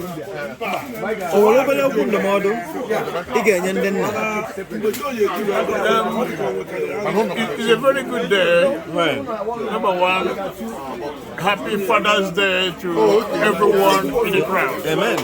Especially our host, yes, Ogbuefi, who took it upon himself and his family to bring all of us together. Right. A show of love. Exactly. A show of love. That's true. Especially many fathers are going through issues that we do not know. Right. But by him bringing all of us together, is worthy of the commendable. Yeah, that's true. I really thank him, and I pray that God will bless all the fathers. Amen. Here and at home for this special day. All right. Thank you so much. Chief, no when because one of your Aziba Fagion, Kembo Nambisa. Okay, thank you so much for your contribution and for your advice to the fathers. I'm sure they're gonna use your advice to do one or two things. Thank you so much. Yeah. I don't know your domot. What can they feature on polish issue? My name is so because if you know open agaga, you get you on open agaga, the mother again then na. Ebeta tabo kanna. Yeah, I'm the one to make one night okay. Right. Ogbuefi Enyika. When you married, you were back on Bawadu. Number that, yeah? Yes. It's a happy Father's Day. Yes. I say, Oyeji. I just say it. You know? Yeah, so then I'm a sick you say? Now how will you come? You say? You know, to be there. You say? Do one day, you say? Darwin, because Wi-Fi. I got one if. What if I know to give? Well, Ahamba. Akwa fakala kadi Darwin. Thank you so much. Thank you. Yeah. Charlie Wawa. Yes. Charlie Wawa no way. Yes. Yeah. That's about today is the Father's Day. Do you have any advice for the fathers out there? I would say this is Father's Day. It's not easy to be a father. It is not. And we thank God for all the blessings He has given us to be fathers. Yes. We we took care of our children, and today they gave us a special day that they call Father's Day, which is today. That's true. And this is June 21st, 2026. That's right. We are here to Chief Ogbuefi Enyika, who has called us to be with him to share this Father's Day. And we are here having fun. We are eating plenty of food, drinking. Food is in abundance. So much. Amen. Amen. Thank you. Charlie, what want to win? I'm Charles was here. Charles. Of Mbise. Imo State. Yes. The Charlie what want to win? Yes. Thank you so much. Thank you. Why is that dog? Well done, sir.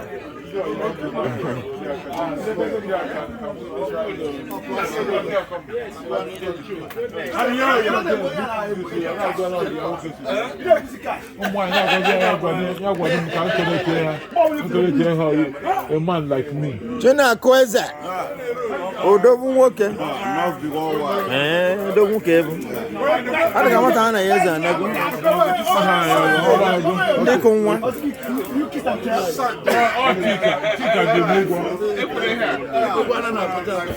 Dr. Zaman at Chisama also here. Ichie watching a melon on where? Night of let in all done. I am my idea. I don't care. I don't know who you about us. You couldn't have to Manano, I know by the time you're here. If I don't have any, I'll get a very special.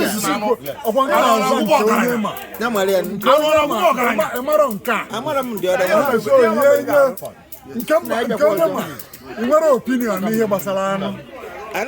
So, in your opinion, came on, cause. I don't know. That's going on.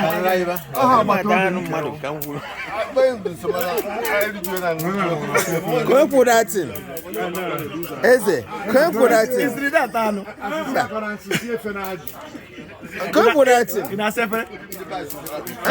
In a kitchen. In a kitchen. I'm more with the on your good city. I'm going to guy. I'm inside going answer. No, in the Monday I say for us now, I say for more out of cocoa on a kitchen. But I said, I think he's here to don't come about it. I fell in the kitchen.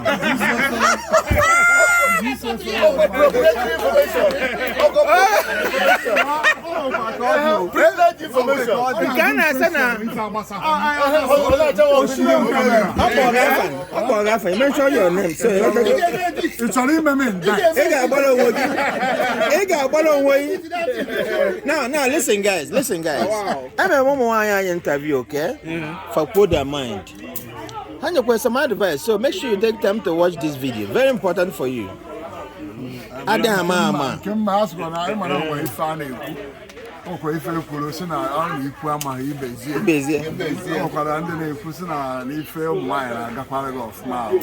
Okay, I can know why I'm more audience.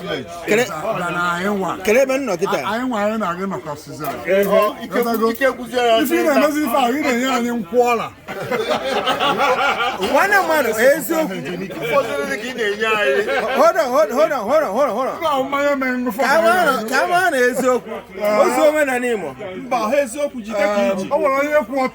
Well, number one. One vote.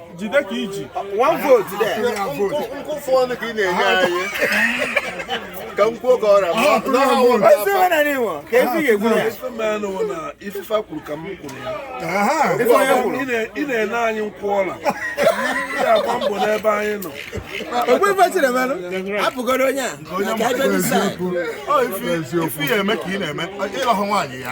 Thank you.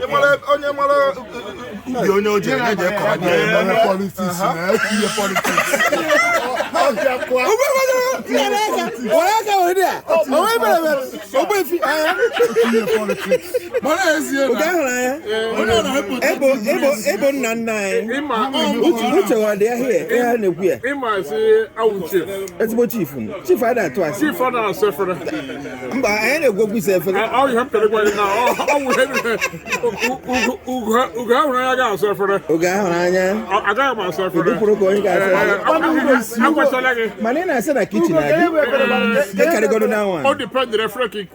Exactly. Thank you.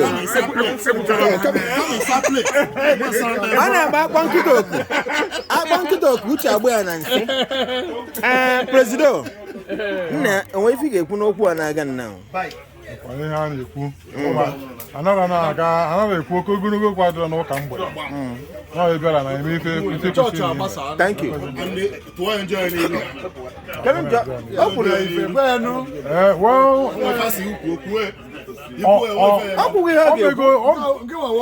Ọ ga-emepụ uche ara Yotago.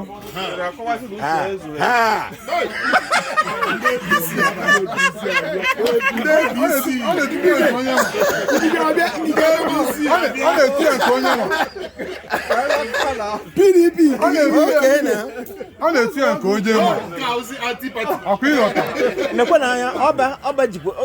The very right.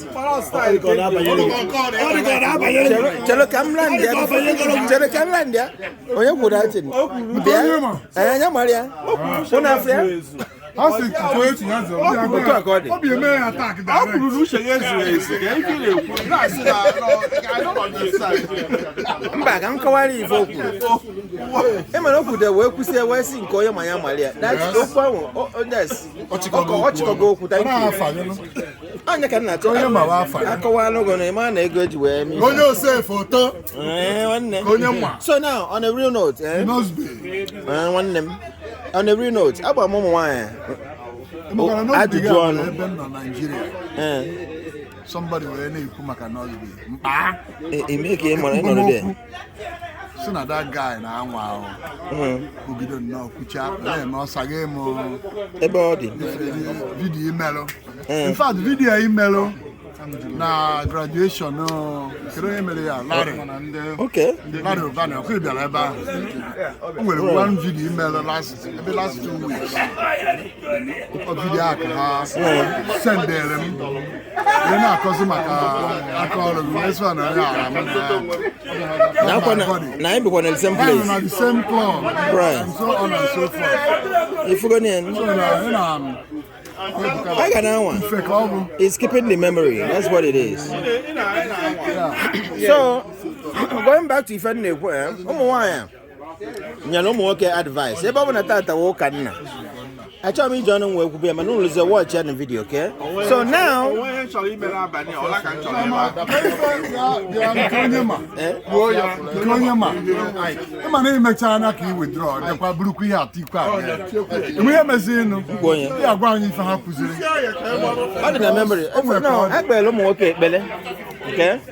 that's 9 hours. Now try well. Now which way? So many ways. Now I want the more to see. If I would any, I read if you okay. Adam Mama, for our health sake. Can you hear not anything on email? And you open email. Okay, thank you.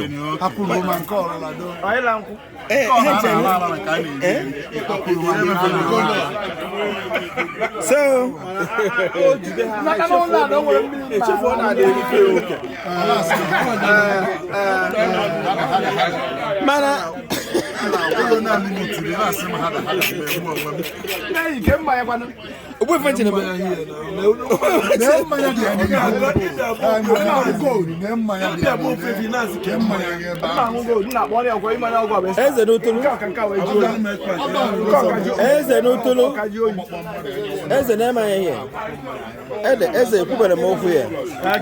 the real Eze, no Tulu, Nabia State.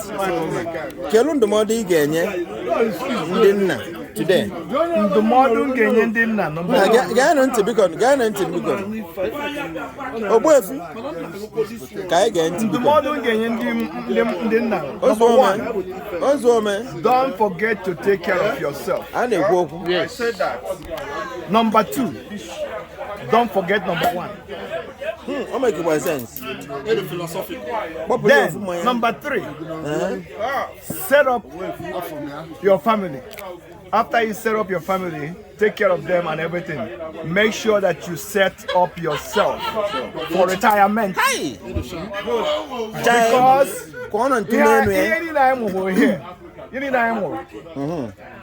when the guy did when the camera, I see now get more concubine. So,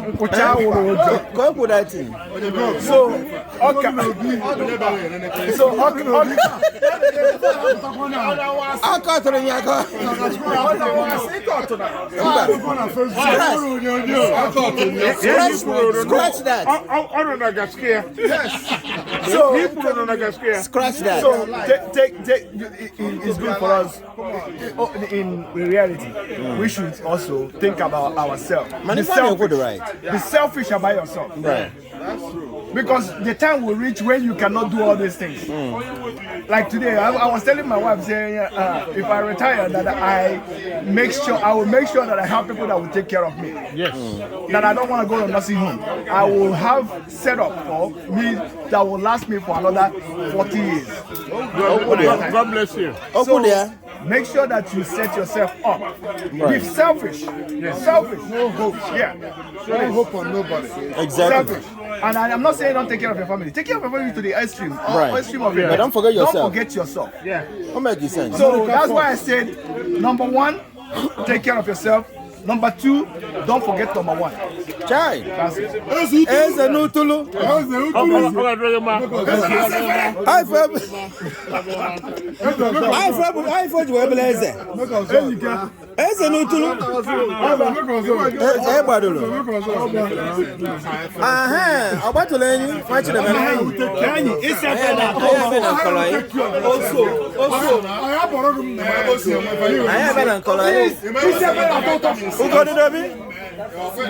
Order. Ogbuefi.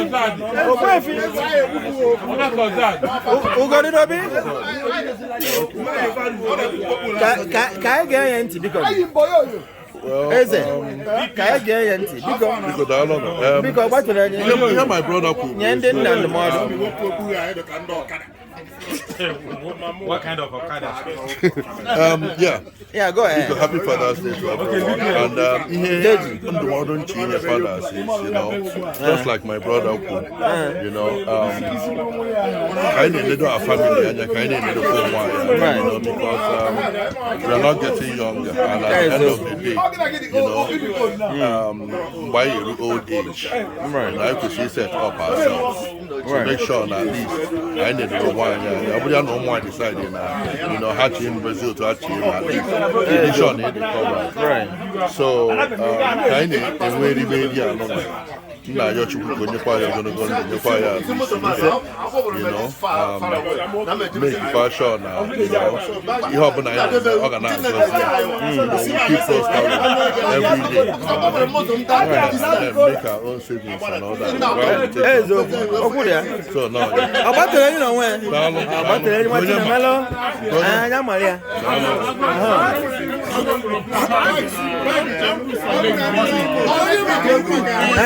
Dandidan.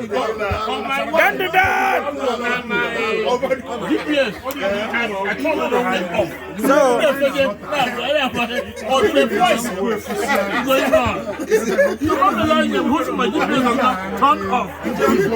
after several minutes, the had to turn it back on.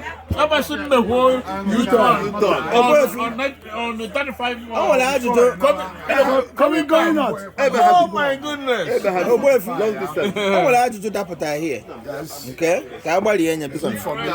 For everybody. And I see no more. Very important. Sige typical. Ụfọdụ na-asị na ụmụaka anyị mụtara, some of them. Ogodo n'obi? Very tight. Ị na-agba ọsọ? This pass is bedtime. Bedtime, alone. Bịa, Don, Chip, bịa nso. Ka anyị gbalịa okwu a. Ka anyị gbalịa okwu a. Biko, asị na.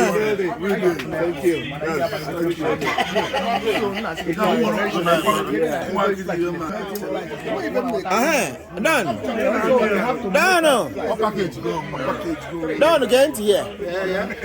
So, some people now see that now.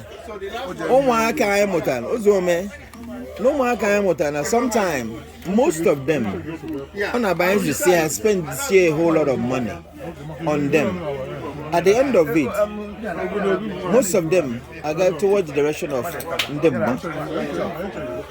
And then, if you want to kaya no, I know. Can you phone what you keep my care? Because some kind of watch here. No, it's a general topic. Okay. Go ahead. Yes, sir. Anyị wabụ ụmụ nwoke na-aga ịbịa agba mbọ na-eweta ife eji azụ ụmụaka anyị adara nọnyere fa otu fa ji wee chọọ maka na ụmụaka na-enye attention and attention bụ ndị na-enyefe ya bụ dị Deji because anyị na-aga ka anyị na-akpatanya bụ ego ka ha wee nwee ike nji wee na-aga n'iru mana ịmagbo na-abịazi ọmụma face ekizie cover as if no ha nwa ka na-eme ihe niile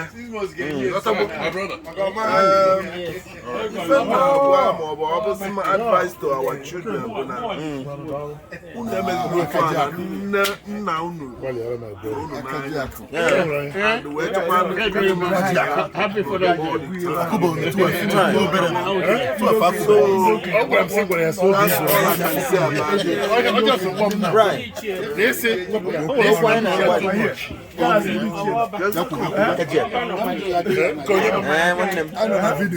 Yeah, no, because Okwade Okemba. So, yeah, man, when I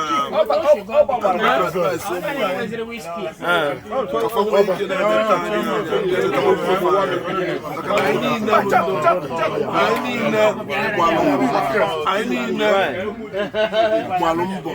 When I was a fan, I for Fananya, yes, to Nas, we have Fananya. So, can we can never and let you when I for Pazzi, I know I'm going to then your Waka.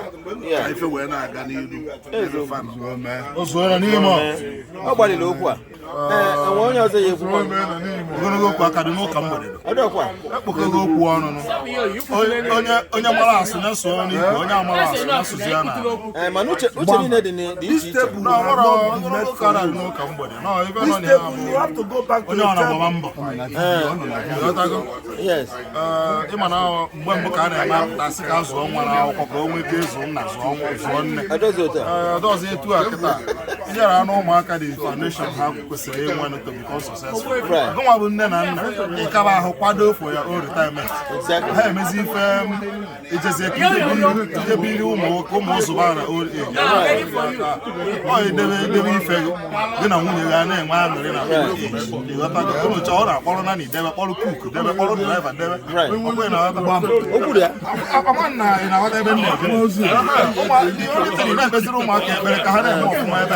okay.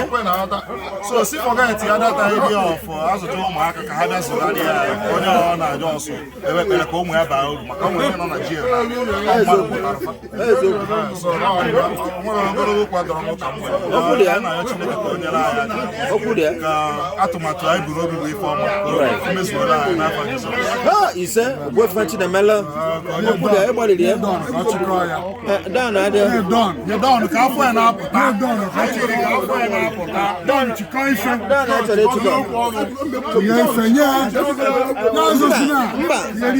oh, sneak out of here. Can Chief? Ibu Chief. I support him. Oh, again to be gone. I support him here. The last speaker. Right. The bottom line. You bought one ticket. Nalibo. Woko. I told her Israel.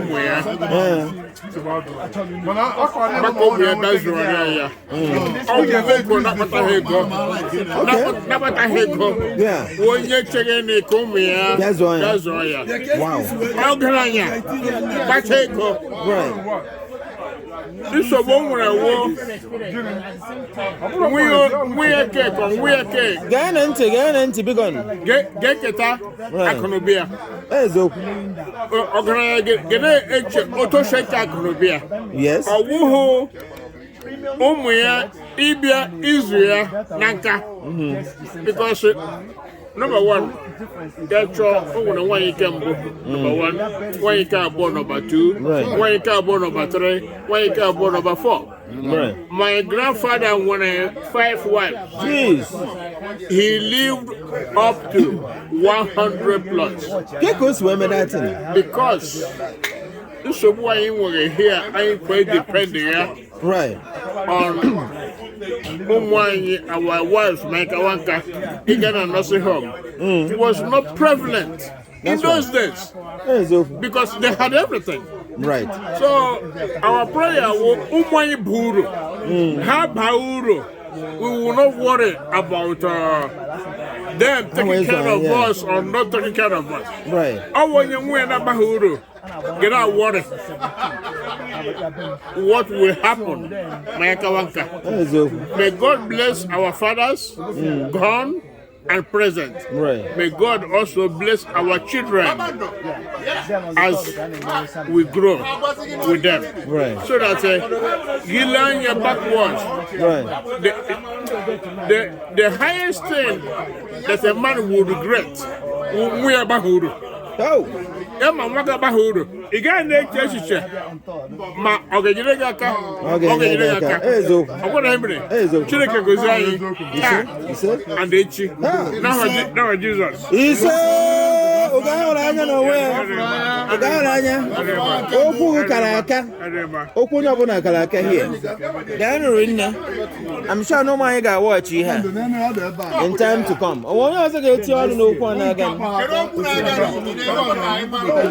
want to get it. What I'm the side again.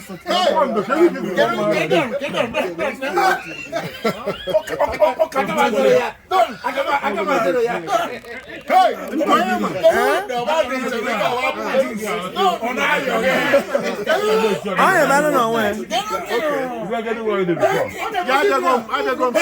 that was in the past. That was in the past.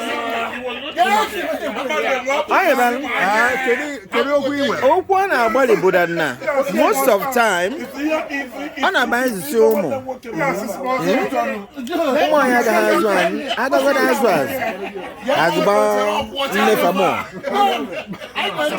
So, it's kind of from the model in your mind concerning that. The other culture, right? On the other culture, functioning involved. Yes. To a certain extent, I would agree with that. I used to say, yes. Right. Because on the highway. Highway in the sense that Gen Z. The other day can because I'm not this category Gen Z him a Gen Alpha. Now, madam come for. My son was telling me even and he wasn't telling me. By my attitude. Right. Yeah. He wins a champion because I don't say follow. Right. I don't say school there. Right. So when they money, I don't really remember because I don't want to attach that. Right. To, you know. So, but the truth is that yes, some of them were soft spots. Right. How they are because they concentrate on their own. They become selfish. They wanna prosper, but they don't want us to be part of their life. Right. They just wanna be secluded. I know you are my parents. That unquote. I know you are my parents, but just let me be. Right. And our parents didn't raise us that way. No. They didn't raise us that way. So they know that they are part of us, and they always want to be part of us. Right. Because your mother will still call you the baby son. Right. Till then. Yes. So,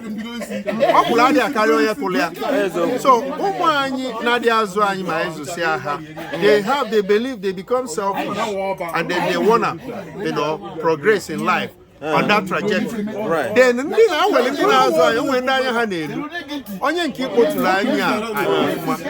will let you know. Okay, follow up instructions. Okay, follow up the directions. And then you see things working out. But you have to catch them young. Right. You really have to catch them young. Making sure that they don't go astray. And that way, they will remember you. They will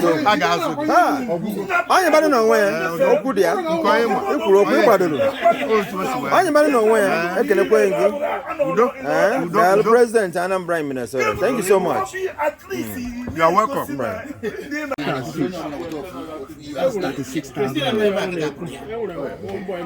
Yeah, but the quality of what we're bringing together.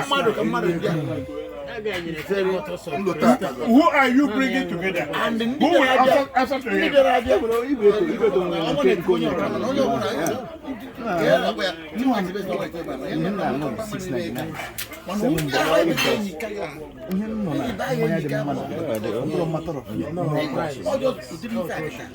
Yeah. You don't know where you're going to see. Yeah. It's very important. It's very important.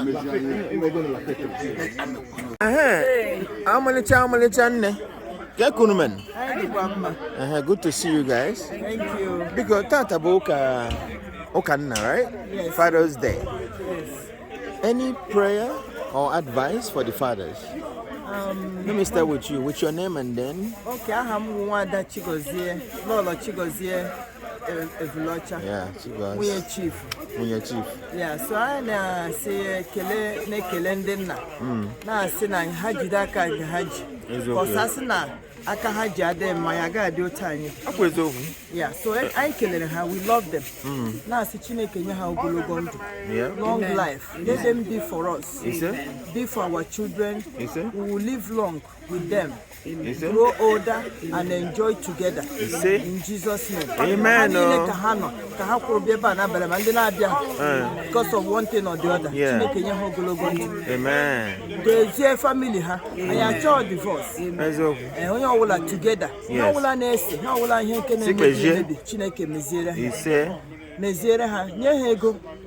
Because most of the time on here with financial in America. So Chuku gozie onye ọbụla hisi ike ogologo ndụ na akụnụba ka ha na-akpata ego ka ha lekwe ụmụ ha mụpụtara Chineke nna na ụmụaka ha ka ha nwee nghọta maka ụmụ America. Chineke nna biko ka anyị hapụ na ụmụaka America ka ndị ka anyị mata na ha si na Nigeria n'ala Igbo Chineke ha gbaliga na biko ya mee ka ọ continue ogologo ndụ maka ahụ isi ike kwa Chineke nna nyere anyị dowere anyị ha na-aga ka ha na-abata na-aga apụ apụ Chineke na chekwa ụzọ ha niile n'aha Jizọs. Ise, amen, amen. Nne, ka ibe nna side go. Bido wita afa gị nne m. Well, aha m wụ LoLo Kekocha. Yeah. Dr. Mrs. Chinwe Uwazi. Dr. Chief Iyalazu Charles Uwazi. So, when Ganilu, keep Belu. Yeah, well, I pray for them. You know, they are great men in our lives, and not just the fathers. You know, we have our sons, we have our brothers. Right. You know, I've already communicated with mine across, you know, internationally. Yes. So we are praying for them. So God will continue to bless them. God will continue to give them that spirit, you know, of oneness, to take care of their families. They are already doing their best, but God will always strengthen them. They will not lack. They will continue to be healthy, because that's the only way. If you are not healthy and you have money, it's nothing. It's useless. So these men here, as they are gathered here this evening, they tried their best, resources put together. So God will continue and replenish them. Amen. You know, because this is all we hope and pray for. Exactly. You know? For the person that brought us the here person that today, brought us here today, God will replenish them. Amen. In Jesus' name. Amen. They are always calling togetherness like this all the time. So they shall never lack. Amen. That's what we pray for our men. And you, yes, you too, that is always you will doing this continue for us. to, yes, amen. God will wax. favor you. God will favor you. More views, more viewers, and everything. Amen. You shall continue to rise. Yes. So McNoxyB. Yeah. Thank you so much. Thank you. So continue to be good, okay? All right. Well, good night. Yeah. Bye bye.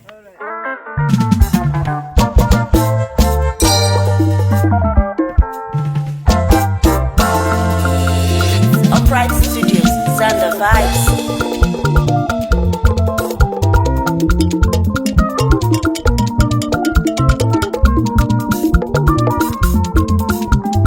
Siwa,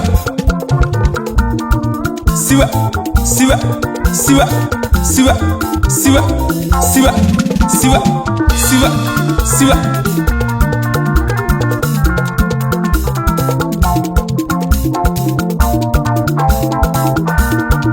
Ijele.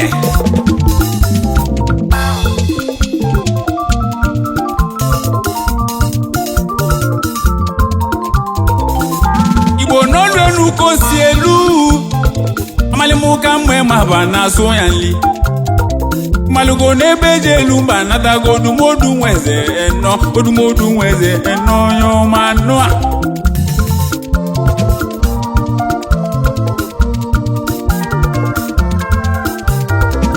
ajuba kize mewa ijenwe gwabanu mo wa ni gwabanu no lo chi pelu ibulneze onye si emeleze n'ụwa ọrụ onya ye chi eze ugo si emeleze n'ụwa ọrụ onya mesili ibuleze anazeze azọ misi welu go netu mgbe gbara gbanya n'ụwa na si egbe ka na anani siwa siwa siwa siwa siwa ijele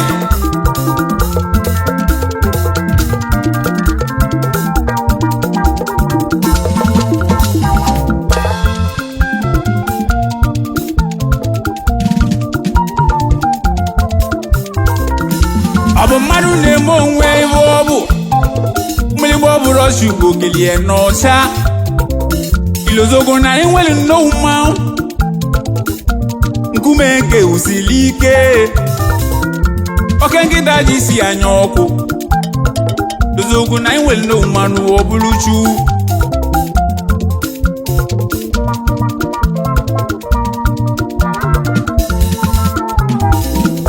chukwu na-enere anya n'iru when I goes in Ninki and no, on a Neranya so, come Malimoya de Manobi, Mobulu no choy mobo, Merena Kia.